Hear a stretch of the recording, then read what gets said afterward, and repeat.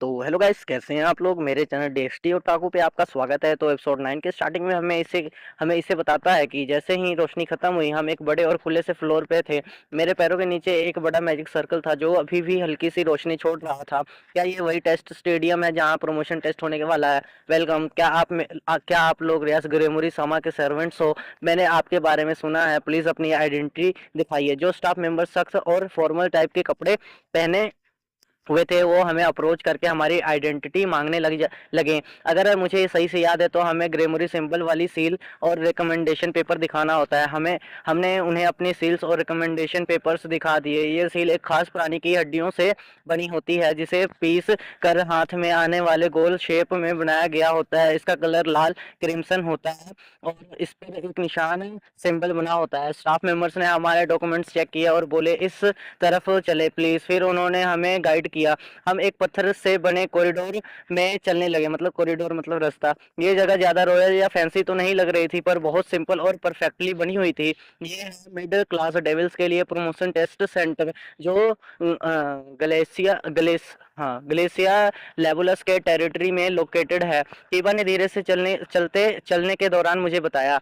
तो ये जगह ग्लेशियर लेबुलस की टेरिटरी है। मैं तो टेस्ट के चक्कर में इतना उलझा हुआ था कि मैंने लोकेशन चेक ही नहीं की थी। अगर ये ग्लेशिया लेबुलस की टेरिटरी है तो इसका मतलब ये वही हाउस होल्ड है जहाँ वो माओ अस्मोदेव समा बिलोंग करते हैं, जो कहते थे कि काम करना बर्बादी है। और हाँ, ये यही वो जगह भी है जहाँ वो यांकी टाइप बंदा रहता था जो सायरा ऑर्गसान से बुरी तरह पिट गया था। ऐसा लगता है कि स्टडी अपना क्या नाम है, फाल्बियम आस्मोदेउस के इन्फ्लुएंस की वजह से यहाँ mid class promotion test centre बनवाया गया। अकेनुसान भी वही कहती है। मेरे दिमाग में तो बस वही मौसमा घूम रहे हैं जो लगता है कि कुछ ही नहीं करना चाहते, इसलिए दूसरी इमेज बनाना थोड़ा मुश्किल है। ऐसे भी सुना है कि एक और टेस्ट सेंटर एस्थरोथ एस्थरोथ की टेरिटरी में भी है जहाँ से अजूका बिल्जेबब समा बिलोंग करते हैं। अंडरवर्ल्ड में अलग अलग जगहों पर टेस्ट सेंटर्स हैं लेकिन सबसे ज्यादा अथॉरिटी वाला टेस्ट सेंटर एस्थरोथ की टेरिटरी में होता है। आखिर वहाँ नोबल डेविल्स के लिए नोबल स्कूल्स भी हैं। बुचो को भी काफी कंफ्यूजन हुआ था एस्थरोथ के टेरिटरी वाले स्कूल और माओ के एरिया वाले स्कूल के बीच चूज करने में, लेकिन आखिर में उन्होंने माओ के एरिया वाले स्कूल को ही चूज किया। किबा ने ऐसे जवाब दिया, ओ ऐसा है तो फिर हम आज ग्लेशिया लेबुलस की टेरिटरी में क्यों हैं? पहले पहले वाले इंसिडेंट की वजह से हस्तरोत घराने ने अपनी अथॉरिटी खो दी थी। कीमा ने धीरे से कहा ताकि हमारे आगे चल रहे स्टाफ को ना सुनाई दे। समझ गया, वो दियोदरा स्त्रोत वाला इंसिडेंट ही इसका रीजन है। मैंने सुना था कि दियोदरा की वजह से अस्त्रोत घराना काफी बुरी सिचुएशन में चला गया था। अजुका समा के इन्फ्लुएंस की वजह से, जो कि टेक्निकल एक्वेशन प्रोग्राम के चीफ एडवाइजर हैं, वो लोग रोस्ट रोस्ट केस सिनारियो से तो बच गए लेकिन अब भी उनको बाकी टेरिटरीज के सिविलियंस और दूसरे नोबल फैमिलीज की तरफ से काफी स्ट्रिक्ट नजर से देखा जा रहा है और उनका नेक्स्ट माओ बनने के लिए कैंडिडेट भेजने का राइट भी छीन लिया गया है। जहां जहां स्टाफ हमें लेके गया वो जगह एक रिसेप्शन एरिया लग रही थी। वहां कुछ विंडोज थे तो टेस्ट देने वाले पार्टिसिपेंट्स रिसेप्शनिस्ट से बात कर रहे थे। यहाँ मेरी सोच से भी काफी कम डेविल्स हैं। रिसेप्शन एरिया काफी बड़ा था लेकिन लोग कम होने की वजह से पूरा एरिया काफी सूना सूना लग रहा था। फिर स्टाफ ने हमें समझाया वहाँ रिसेप्शन काउंटर पे जाके आपको टेस्ट के लिए जरूरी डॉक्यूमेंट्स और एडमिशन टिकट लेना होगा। जब ये प्रोसेस कंप्लीट हो जाए तब ऊपर वाले फ्लोर पे रिटन टेस्ट होगा। टेस्ट के दो पार्ट्स हैं, पहला रिटन टेस्ट और दूसरा प्रैक्टिकल टेस्ट। तो पहले रिटन टेस्ट है। मैंने इसके लिए काफी पढ़ाई की है लेकिन मुझे प्रैक्टिकल टेस्ट में ज्यादा मार्क्स लाना है। कृपया प्लीज अपनी रिपोर्ट उन एग्जामिनर्स को दे जो रिटर्न टेस्ट रूम के सामने खड़े हैं। तो मुझे अपनी रिपोर्ट उन लोगों को देनी है जो टेस्ट रूम के बाहर खड़े हैं। मैंने अपनी रिपोर्ट उस थीम पर लिखी थी जो ग्रेफिया सर ने बताई थी। मैं अभी तक डेविल लैंग्वेज में लिखने की आदत नहीं डाल पाया हूँ, इसलिए मैंने डिक्शनरी हाथ में पकड़े मुश्किल से लिखा था। तो मैं अब चलता हूँ, आशा करता हूँ आपका टेस्ट अच्छा हो। ये कहकर स्टाफ वहां से चला गया। मैं जाके वो डॉक्यूमेंट्स ले आती हूँ जो आपको भरने हैं। ये कहकर रावल तुरंत चली गई। वाह, ये लड़की सच में कितनी केयरिंग है। लगता है टेस्ट देने वाले लोग ज्यादा नहीं हैं। हाँ, अभी के अंडरवर्ल्ड में ज्यादा डेविल्स नहीं हैं जो प्रमोशन टेस्ट दे सकते हैं। हाई क्लास डेविल्स के प्रमोशन टेस्ट सेंटर तो शायद और भी कम लोग होते होंगे। कीबा ऐसे ही जवाब देता है। हाँ, क्योंकि अब अंडरवर्ल्ड में कोई वार नहीं हो रहा है, इसलिए अब प्रमोशन सिर्फ तब मिलता है जब कोई डेविल या तो अपने डेविल जॉब्स के कॉन्ट्रैक्ट्स में कुछ आउटस्टैंडिंग करे या फिर रेटिंग गेम में एक्सेप्शनल परफॉर्म करे। पहला ऑप्शन तो बहुत मुश्किल है, इसलिए आजकल ज्यादातर लोग रेटिंग गेम के थ्रू ही प्रमोशन टेस्ट तक पहुंचते हैं। लेकिन फिर भी लगता है हम थोड़े स्पेशल केस हैं। इसे इसे उन टेस्ट के पहले एक बात कहनी थी तुमसे कि वह मेरे पास आके खड़ा हो गया और उसका चेहरा सीरियस था। क्या बात है? मैं खुश हूँ कि मेरी मुलाकात तुमसे हुई। ये सुन के तो मैं सोचने लगा कि ये अब क्या बोलने वाला है। तुम तो अब क्रीपी बातें बिल्कुल नेचुरली बोलने लगे हो। मैं थोड़ा डिस्गस्टेड चेहरा बना के बोला तो कीबा हंस पड़ा। लेकिन अगर तुम नहीं होते तो शायद मुझे कभी प्रमोशन टेस्ट का मौका ही नहीं मिलता। सच, तुम तो खुद काफी स्ट्रांग हो, तुम्हें वैसे ही प्रमोशन मिल जाता। नहीं, मैं यहाँ सिर्फ इसलिए हूँ क्योंकि मैंने तुम्हारी जिंदगी का तरीका और हम तुम्हारी लड़ाइयाँ देखी हैं। तुमने मुझे वो चीजें दिखाई जो मेरे पास नहीं थी। अगर मैंने ये सब नहीं देखा होता तो मैं यहाँ कभी नहीं होता। ऐसा ही कुछ होगा क्या? मैं भी मैं भी तो उससे काफ़ी इन्फ्लुएंस हुआ हूँ। बहुत सारी चीज़ें मैंने उसके होने की वजह से और ज़्यादा मेहनत से की, क्योंकि वो एक ऐसा बंदा था जिसको देखकर मैं भी आगे बढ़ने की कोशिश करता था। मैं हल्का सा शाई करता हूँ और अपनी गाल गाल को हल्का सा खुजाता हूँ। मुझे तो समझ ही नहीं आता ये गुड लुकिंग लोग क्या सोच लेते हैं। लेकिन चलो मिलकर टेस्ट क्लियर करते हैं। हम ग्रेमोरी टीम के लड़के हैं, है ना दाची को? ऑफ कोर्स, जब इतनी दूर आ ही गए हैं तो अब अल्टीमेट डेविल्स बनने का टारगेट रखते हैं। अब मेरा मेरा भी एक सपना है अल्टीमेट नाइट बनने का।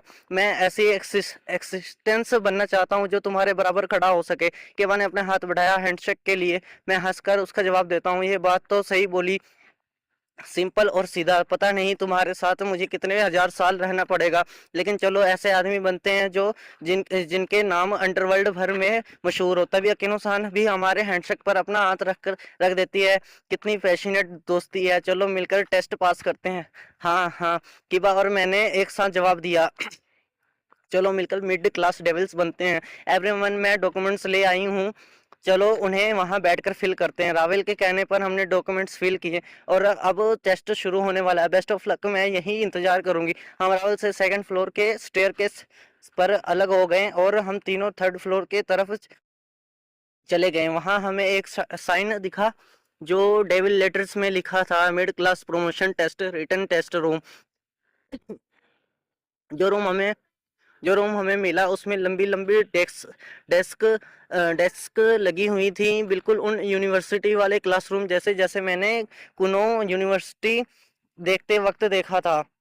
मुझे उस डेस्क पर बैठना है जिसके ऊपर 012 मतलब 12 लिखा है। वैसे कीबा का नंबर 11 और अकेनो सान का नंबर 10। जब हम तीनों बैठ गए तभी आसपास के कुछ लोग धीरे धीरे बात करते सुनाई दिए। वो लोग क्या ग्रेमोरी टीम के हैं? होली डेमोनिक स्वर्ड यूजर सेकिरियोते और होली लाइटनिंग प्रिस्टेस, मतलब यार वो सेंट टाइप कुछ।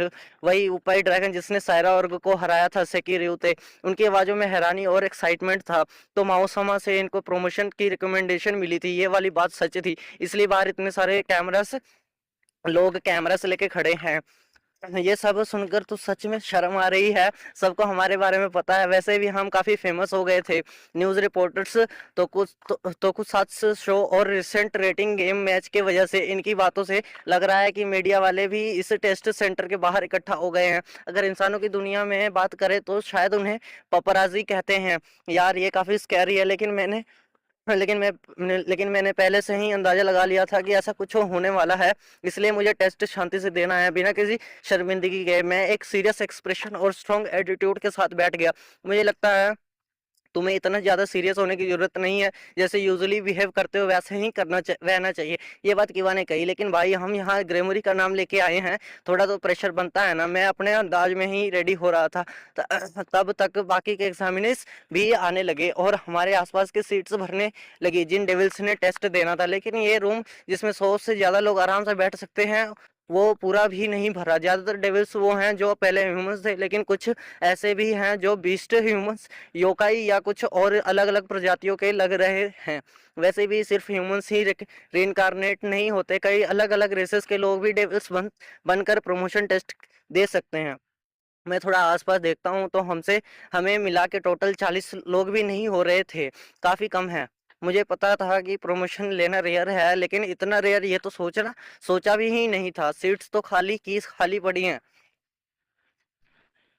मुझे लगता है अब मुझे सायरा ऑर्ग का ड्रीम और उसका एम समझ आने लगा है। शायद वाकई में टैलेंट वाले लोगों को चांस मिलना चाहिए, लेकिन अंडरवर्ल्ड के करंट सिस्टम में ये सब करना मुश्किल है। सेंसे ने भी कहा था कि पॉलिटिशियंस दो कैंप्स में डिवाइड हो चुके हैं, एक माओ फैक्शन और दूसरा ग्रेट किंग फैक्शन।